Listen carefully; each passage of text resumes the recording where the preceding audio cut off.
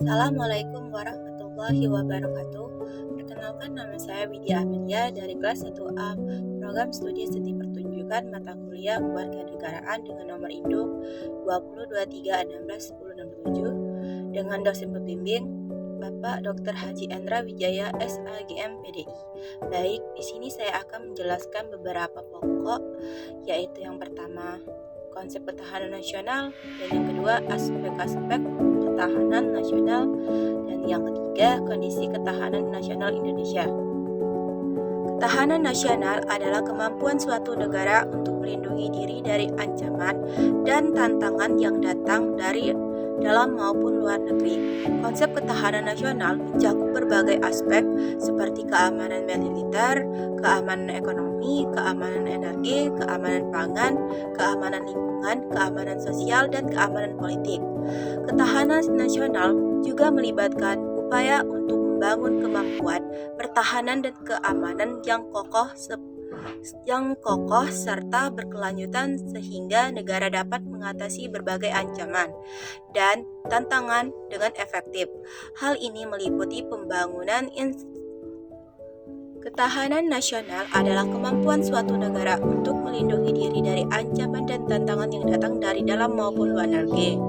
Konsep ketahanan nasional mencakup berbagai aspek seperti keamanan militer, keamanan ekonomi, keamanan energi, keamanan pangan, keamanan lingkungan, keamanan sosial, dan keamanan politik. Keamanan nasional juga melibatkan upaya untuk membangun kemampuan pertahanan dan keamanan yang kokoh serta berkelanjutan sehingga negara dapat mengatasi berbagai ancaman dan tantangan dengan efektif. Hal ini meliputi pembangunan infrastruktur pertahanan, pengembangan industri pertahanan, peningkatan kualitas sumber daya manusia, pengelolaan sumber daya alam yang berkelanjutan, dan upaya untuk memperkuat kohesivitas sosial dan politik di dalam masyarakat. Selain itu juga, konsep ketahanan nasional juga mencakup upaya untuk membangun hubungan kerjasama internasional yang saling menguntungkan sehingga negara dapat bekerja sama dengan negara lain dalam mengatasi berbagai tantangan global.